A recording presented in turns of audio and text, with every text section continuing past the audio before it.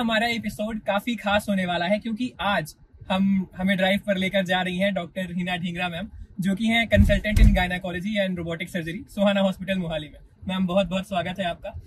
और बहुत बहुत धन्यवाद आपका, आपने हमारे लिए समय निकाला और हमारे दर्शकों के लिए समय निकाला। It is all my pleasure. और उससे भी ज्यादा थैंक यू आपका इसलिए क्योंकि आज आप हमें एक नई ड्राइव पर लेकर जा रही हैं।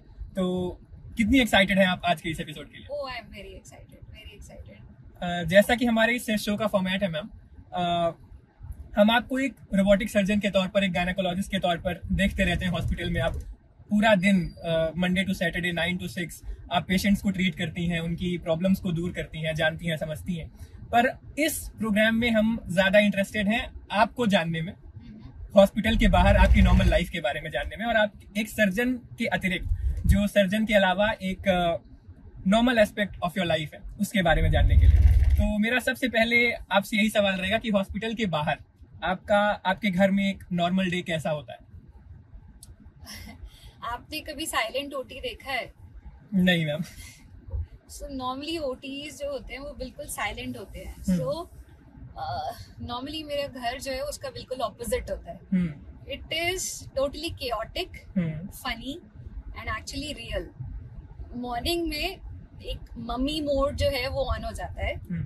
सुबह उठते साथ टिफिन पैक करना, बैग पैक करना, यूनिफॉर्म रेडी करना, एंड रोज की डेली की सिर्फ एक ही लेक्चर, जल्दी करो जल्दी करो जल्दी करो, बस यही चलता रहता है। दृशान को एक्चुअली स्कूल भेजने के बाद थोड़ी सांस आती है, एंड फिर a cup of tea, and उसके साथ न्यूज एंड थोड़ा बहुत light workout. This is how my mornings begin. And then तैयार होके हॉस्पिटल जब मैं जाती हूँ उस टाइम पे normally I talk to my parents on the way, they are in Bhopal. तो 10-15 मिनट्स का जो एक रास्ता रहता है मैं उनसे बात करती हूँ। यहाँ दिन कैसे निकल जाता है ओटी ओपीडी इन सब के बीच में जगल करते हुए, I really don't know. And normally जिस दिन छुट्टी होती है तो वहाँ यूजुअली जो भी घर की ग्रोसरी शॉपिंग इन सब चीजों में निकल जाता है। यूजुअली जो इवनिंग टाइम होता है दैट इज फैमिली टाइम। दृशान को डांस क्लास लेकर जाना, एंड देन कुछ डेली की नेसेसिटीज एंड गुरुद्वारे जाना, इन सब के साथ when I come back home, homework एक डेली का टास्क है जो एक्चुअली मेरी पेशेंस डेली टेस्ट करता है जी।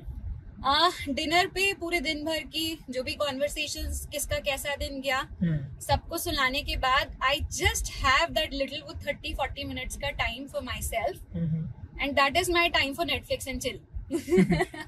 तो सर्जन्स भी नेटफ्लिक्स एंड चिल करते हैं? बिल्कुल, and that is actually time for my self reflection. आपसे जल्दी शॉर्ट में मैं 3 क्वेश्चंस पूछूंगा आपके बारे में, इससे पहले कि हम अपने प्रोग्राम में आगे बढ़े। Is doctor Hina a tea person और अ कॉफी पर्सन? गरम चाय, कोल्ड कॉफी। गरम चाय, कोल्ड कॉफी, राइट। स्वीट और savoury breakfast? Depends on my mood actually, but अगर वैसे ऑप्शन दिया जाए तो गोभी का paratha all time favourite. An early morning walk or long drive after work? See, to be very frank, if given an option, I am not an early morning person. I would any day prefer a long drive after work. Long drive after work. तो आपकी ये जो बातें हैं गोभी के परांठे और not being a morning person, काफी रिलेटेबल लगेंगी मुझे भी और हमारे सारे दर्शकों को भी, आई एम श्योर। अपने अगले क्वेश्चन पर आता हूँ मैम मैं, कि What inspired you to become a surgeon? और जो आपकी अंडरस्टैंडिंग है फीमेल एनाटॉमी को लेके, तो उससे आप अपने पेशेंट्स की कैसे मदद कर पाती हैं? हर दिन आप एक सर्जन के तौर पर उठती हैं, आप कई पेशेंट्स को देखती हैं, आप उन्हें ट्रीट करती हैं, तो क्या व्हाट कीप्स यू मोटिवेटेड? मतलब MBBS post MBBS clinical postings जो हमारी होती थी उस टाइम पे, गायनी एंड सर्जरी ओपीडीज जो यूजुअली होती थी हमारी, उस टाइम पे I realize I formed a great connection with females obviously. तो वुमेन्स हेल्थ के बारे में एंड उनका जो एक साइलेंट स्ट्रगल्स थे उसके बारे में एक मेरा डीप कनेक्शन बना। सर्जरी हमेशा ही it was always my passion, and laparoscopic and robotic surgeon बनना it was a true calling for women's health and dignity. And actually जो आपका नेक्स्ट पार्ट ऑफ क्वेश्चन है कि फीमेल एनाटॉमी की understanding, that is actually very crucial for me, and that is main important part of my daily OPD. हर female unique है, उनकी body की जितनी भी ज़रूरतें हैं, आई मीन उनके जो भी हार्मोन साइकिल्स या उनके पीरियड्स में पेन हो गया, उनकी पीरियड इरेगुलरिटी हो गई, मूड स्विंग्स हो गए, फर्टिलिटी इश्यूज हो गए, everything is unique. So every female needs to be dealt in a different manner, and actually इसी understanding को लेके OT में भी it is very crucial because एक एक nerve, एक एक vessel and एक organ को respect देना बहुत important है। एंड इसी से ही जो है आगे फीमेल इंटेग्रिटी हमारी आगे बढ़ती है।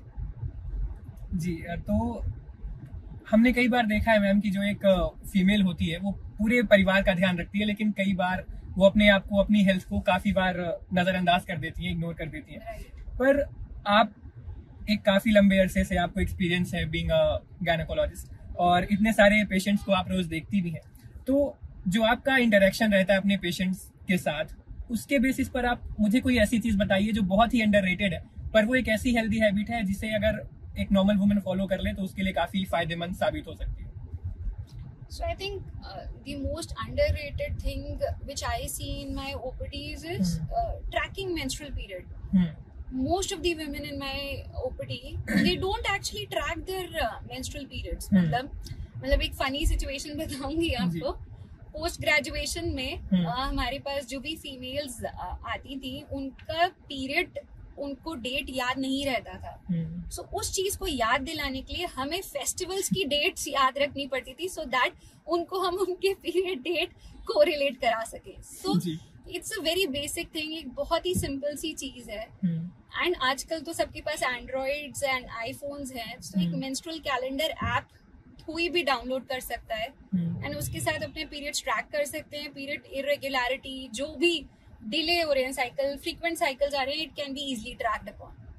तो हर वुमन के लिए इम्पोर्टेंट है कि वो कम से कम अपनी मेंस्ट्रुअल साइकिल को अच्छे से ट्रैक करें। एग्जैक्टली। और अब मैम आप गायनेकोलॉजिस्ट के साथ एक रोबोटिक सर्जन भी हैं और one of the leading robotic surgeon है नॉर्थ इंडिया में। तो अब मैं आपसे थोड़ी सी टेक्नोलॉजी के बारे में, रोबोटिक टेक्नोलॉजी के बारे में बात करना चाहूँगा। हम अक्सर सुनते हैं कि robotic technology, robotic assisted surgeries जो हैं वो हेल्थ केयर के फील्ड में एक रिवोल्यूशन लेकर आई हैं। तो स्पेसिफिकली अगर मैं फीमेल हेल्थ की बात करूं तो फाइब्रॉइड्स या फिर उसके बाद गायनी कैंसर, एंडोमेट्रियोसिस, तो ऐसी जो फीमेल हेल्थ रिलेटेड कंडीशंस हैं उनमें रोबोटिक सर्जरी उनके ट्रीटमेंट में कैसे चेंजेस लेकर आ रही है और कैसे मदद कर रही है? जी, आपका एक्चुअली बहुत अच्छा क्वेश्चन है। मैं अपने 10 इयर्स के लास्ट लैप्रोस्कोपी एक्सपीरियंस है, because I was before becoming a robotic surgeon, I was a full time laparoscopic surgeon. And मैं आपको उस एक्सपीरियंस से बता रही हूँ that after I have started doing robotic surgery, this advance technique has actually modified my life as well. मैंने जो changes actually देखे हैं, specially in fertility enhancing surgeries, किसी को अगर फाइब्रॉइड है तो रोबोटिक सर्जरी में उसमें ब्लीडिंग बहुत कम होगी, टिश्यू आइडेंटिफिकेशन बहुत प्रॉपर होता है।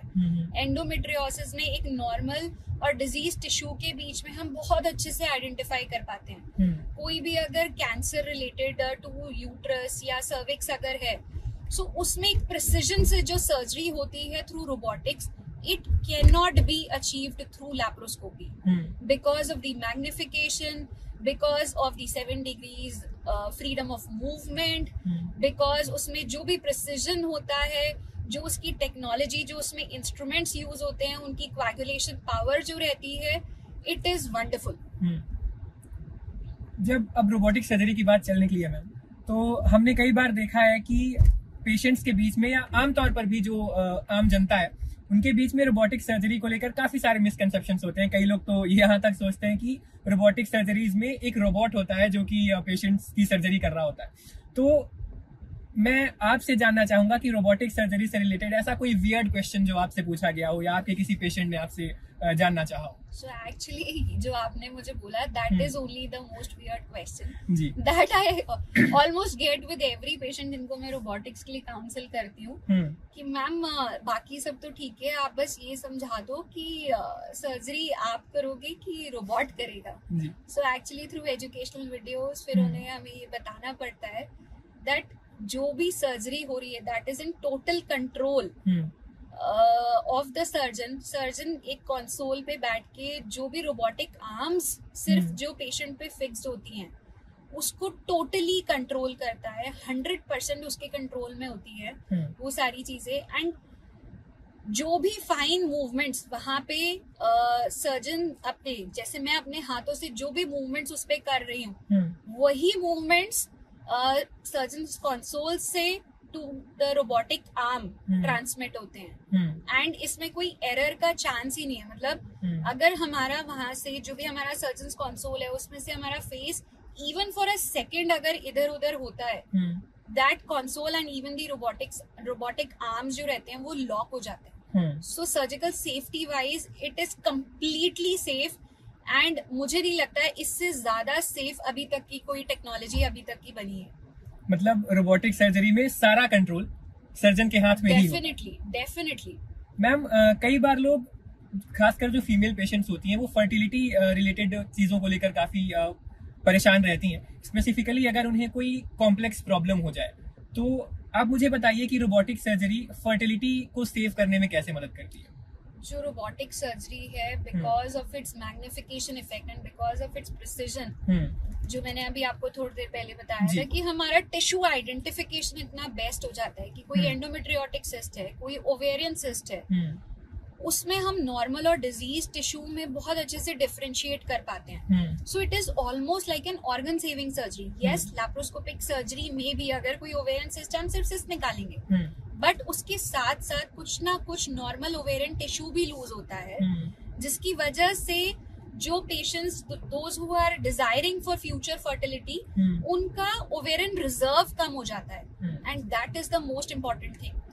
जिन पेशेंट्स में फाइब्रॉइड है, अब वो फाइब्रॉइड तो निकालना है, बट साथ में उसके बाद हमें जो भी यूट्राइन बेड है उसे बहुत ही अच्छे तरीके से सूचर करना है ताकि जब भी वो आगे प्रेग्नेंट हो तो ना उसमें मिसकैरेज हो, ना प्रीटर्म लेबर के चांसेस हो। एंड सेकेंडली मोस्ट इम्पोर्टेंट, उसमें यूट्रस जो रहता है जैसे प्रेगनेंसी के साथ बढ़ेगा, कई बार रप्चर होने के चांसेस रहते हैं, वो वाली सिचुएशन ना आए। इसमें robotics comes into play and इसमें जो भी हम सूचरिंग करते हैं that is so fine and so beautiful.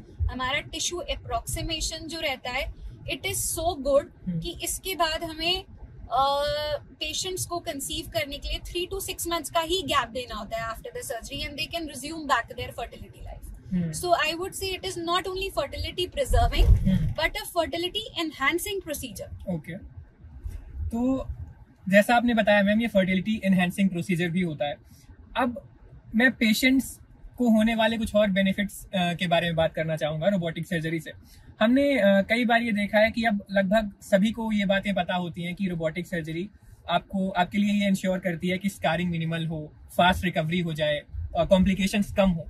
पर इसके जो ये बेनिफिट्स हैं ये पेशेंट की लाइफ में कैसे ट्रांसपायर होते हैं, कैसे ट्रांसलेट होते हैं? और आप, क्योंकि आपने काफी सारी रोबोटिक सर्जरीज की हैं, अलग अलग कॉम्प्लेक्स से कॉम्प्लेक्स केसेस ट्रीट किए हैं, तो कोई ऐसा केस जो आपके दिल के सबसे करीब हो और आपको काफी ज्यादा हार्ट वार्मिंग लगा हो वो केस, तो उसके बारे में आप प्लीज हमसे डिस्कस करिए। So robotic surgery, it is actually a game-changing technology, and जो भी complex to complex surgeries we have been doing in the past, they are actually getting converted into daycare surgeries. मतलब सुबह patient की surgery करो, by the evening patient is ready to be discharged. एक वही जो आपने में से एक अपने पेशेंट के बारे में जो पूछा, so I had a patient, she was 68 years old. Okay. उनको यूट्राइन प्रोलैप्स की प्रॉब्लम थी, so we did a robotic uterus removal surgery and जो भी उनकी पेल्विक मसल्स वीक थी उसको हमने स्ट्रॉन्ग किया, उसके लिए सर्जरी करी। सुबह सर्जरी हुई, शाम में after 6 hours when I went for her rounds she was like, doctor साहब आप तो मेरे को ना छुट्टी कर दो, घर जाऊंगी वहां ज्यादा अच्छा आराम करूंगी, पेन तो मुझे कुछ हो नहीं रहा है, आप छुट्टी करो। And you will not even believe it. She was such a strong woman at 68 years age. मतलब actually अगर हम बोले ओपन सर्जरी, लैप्रोस्कोपिक सर्जरी के बाद पेशेंट्स जो है ये सोच भी नहीं सकते, but after her robotic surgery on day 7th she traveled to USA to her son because she was like मुझे वहां पे अपने ग्रैंड किड्स का ध्यान रखना है, मैनू जान दो।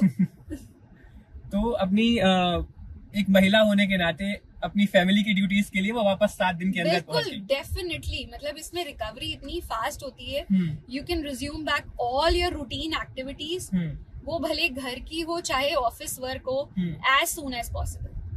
तो अब मैं फिर से थोड़ा सा आपके बारे में जानना चाहूंगा मैम, जब आप सर्जरीज नहीं कर रही होती हैं, जब आप ऑपरेशन थिएटर में नहीं होती हैं, तो एक काफी कठिन दिन के बाद, एक थकावट भरे दिन के बाद शाम को आप कैसे रिलैक्स करना पसंद करती हैं? How do you like to unwind? So वैसे तो ये बहुत ही रेयर होता है, but in those rare times I if given an option, मैं एक्चुअली किसी कैफे में आपको मिल जाती हूँ, ठीक है, वो भले हॉस्पिटल के पास हो या फिर मेरे घर के पास हो, just enjoying my happy cup of coffee over there, either alone or with my very good friends. Okay. तो दोस्तों के साथ टाइम बिताकर या फिर कॉफी के साथ? बिल्कुल बिल्कुल। अब हम थोड़े से अपने इस प्रोग्राम के अगले सेगमेंट में आएंगे मैम, और ये हमारा फन सेगमेंट है, तो इसमें थोड़े से और मेरे क्वेश्चंस ऐसे होंगे जिसमें से आपका मन करेगा कि आप मुझे गाड़ी से उतार दें, पर फिर भी नेवरदलेस मैं पूछूंगा आपसे। पहला क्वेश्चन है मेरा कि अगर आप सर्जन नहीं होती तो आज आप क्या कर रही होती? सर्वेश, ऐसा तो मैंने कभी सोचा ही नहीं कि मैं सर्जन ना होती तो मैं क्या करती। आई मीन मेरी जो दादी थे, we all were around 10-12 cousins, उन्होंने आई थिंक सबको कन्विंस करने की कोशिश करी बेटा बड़े होके डॉक्टर बनना है, कोई कन्विंस नहीं हो पाया मेरे सिवा। सो मुझे जहां तक याद है क्लास 1 क्लास 2 से मुझे इतना पता था कि हाँ जी मुझे तो डॉक्टर ही बनना है, क्योंकि मुझे प्राइम ही उस तरीके से किया गया था, बेटा बड़े होके डॉक्टर ही बनना है। तो मुझे आज तक किसी और फील्ड के बारे में कभी इंटरेस्ट आया ही नहीं। सेकेंडली मतलब जब actually this is a funny story, जब आफ्टर MBBS पोस्ट ग्रेजुएशन के लिए जब सीट उठानी होती है, सो मतलब in my final year MBBS I got a gold medal in paediatrics. मेरे पेरेंट्स बड़े खुश कि चलो इसको गोल्ड मेडल मिल गया पीडियाट्रिक्स में, अब ये उसी लाइन की तरफ ही जाएगी। काउंसलिंग के टाइम पे, हमारे टाइम पे ऐसे होता था that we had to go inside the counselling room and we had to say our name and rank and जो भी कॉलेज हमें उठाना है। मेरे पेरेंट्स ने मुझे बिल्कुल समझा के भेजा, बेटा अंदर जाके पीडियाट्रिक्स उठानी है, पीडियाट्रिक्स उठानी है। अंदर जाके I said doctor Hina Dhingra, rank 17। I opt for obs in gynae, Gandhi medical college Bhopal. मैं बहुत खुश, मैं बाहर आ रही हूँ एंड मैं बाहर क्या देख रही हूँ, my mother is sitting crying and पापा ने समझा रहे कोई बात नहीं अभी सेकंड काउंसलिंग है, बदल लेगी लड़की, कोई बात नहीं। एंड मेरी मम्मी जो है वो उस टाइम पे ऐसे रो रही है, हाय मेरी लड़की ने अपनी जिंदगी खराब कर ली। बिल्कुल मैम, आपने गायनेकोलॉजी चुना और आज आप नॉर्थ इंडिया की सबसे लीडिंग और सबसे renowned, I am sure she is most proud person for that, yes, and your दादी जी also must be so proud. Definitely. तो आज आप इतने सारे लोगों की मदद कर पा रही हैं और आपकी एनर्जी को देखकर आपके पेशेंट्स में एक अलग एनर्जी जागृत होती होगी। तो साथ ही मैं अपने अगले सवाल पर आना चाहूंगा मैम, आपका फेवरेट सेल्फ केयर रूटीन, आपने एक ऑपरेशन थिएटर में एक लंबा दिन बिताया है, एक सर्जरी की है, और उसके बाद अगर आपको शाम को जाकर कुछ सेल्फ केयर करना हो तो वो क्या होगा? आई थिंक सबसे पहले वही Netflix and chill, my favourite जो भी शोज चल रहे हैं अभी right now I am watching Gossip Girl. जी, one thing your colleagues don't know about you, about your life outside the operation theatre या outside work? Apart from being a full time doctor, I am a part time chef. जब time मिलता है तो कुछ YouTube पे recipes देख के कुछ नया बनाने की कोशिश करती हूँ। कभी सक्सेसफुल होती हूँ बट यस अच्छा ही बना लेती हूँ। अपनी बनाई हुई सबसे फेवरेट डिश कौन सी है आपकी? दृशान के लिए बहुत बार कप केक्स बनाए हैं, वही बहुत अच्छे, केक्स अच्छे बन जाते हैं। जी, अगला सवाल मेरा ma'am, a song which is your feel good anthem. जब भी आप लो फील कर रही हो तो वो गाना बजते ही आप एनर्जेटिक हो जाती है। ऐसे तो बहुत सारे हैं बट अदरवाइज वो आपने गाना सुना होगा डियर जिंदगी का, लव यू जिंदगी, बिल्कुल वो वाला। तो ये गाना आप ओटी में जाने के पहले भी सुनती हैं कभी? हाँ, जब मौका मिले, बट डेफिनेटली अगर मेरी लिस्ट पूछोगे तो बाहर ओटी के अरिजीत सिंह और अनुव जैन चल रहा होता है, ओटी में जाने के बाद सिद्धू मूसेवाला और दिलजीत पे शिफ्ट हो जाता है। बस यही मेरा अगला सवाल था कि आजकल आप कौन सा गाना सुन रही हैं जब आप ओटी में जाने वाली होती हैं या फिर ओटी में होती हैं? इट इज ऑलवेज दिलजीत के सॉन्ग्स जो एक्चुअली हमारे जो ओटी असिस्टेंट्स एंड टेक्नीशियंस हैं एंड सिद्धू मूसेवाला के वही बज रहे होते हैं ऑन रिपीट मोड। तो अगला जो सवाल आने वाला है मेरा वो थोड़ा सा आपके लिए टफ रहेगा। आपको ज्यादा फुलफिलिंग क्या लगता है, spending some time with your child या फिर एक सर्जरीज परफॉर्म करना, एक सक्सेसफुल सर्जरी परफॉर्म करके किसी को हील होते हुए देखना? ये तो आपने बहुत ही ट्रिकी क्वेश्चन पूछा है। सो सी अगर आप मुझसे पूछोगे तो दोनों ही चीजें एक्चुअली मेरे दिल के बहुत करीब हैं, but in a different manner, दोनों ही अलग अलग तरीके से। Whenever I am with my child, मैं उसके साथ वक्त गुजार रही होती हूँ, तो उस टाइम पर it is like pure Joy. मेरे से कोई एक्सपेक्टेशन नहीं है, कोई मेरे पे प्रेशर नहीं है। But when I am performing surgery in the OT, तो उस टाइम पे it just gives me a sense of relief. I mean I hope you understand that. मतलब उस टाइम पर इट इज लाइक कि किसी की हेल्थ एक्चुअली, उनका पेन एंड जो उनका फ्यूचर है that is in my hands. So वो मैं कितनी जल्दी कितने अच्छे तरीके से ठीक कर सकती हूँ, that all depends on my skills.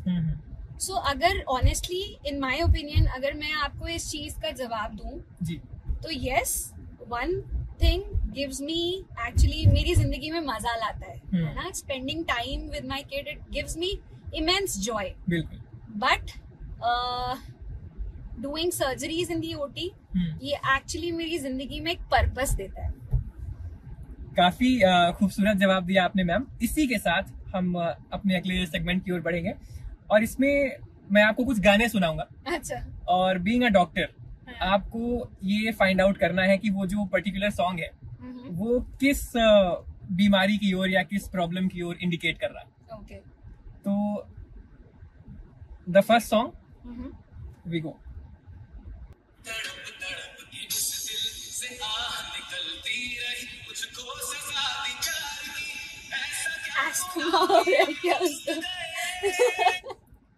उसे सांस लेने में प्रॉब्लम हो रही है। I mean I am not sure, I am too bad with this guessing game. You can never be wrong. हाँ, ये अस्थमा ही है। नेक्स्ट। ये स्ट्राइटिस है किसी को, जिया तो तभी चलेगा। हमारा जो अगला सॉन्ग है I will play for you.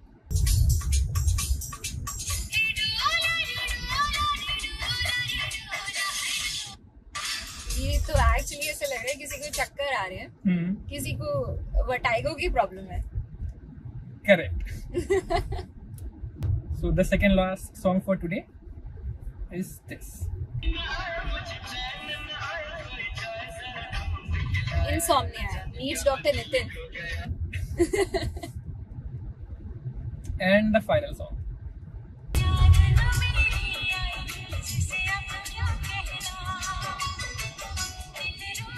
So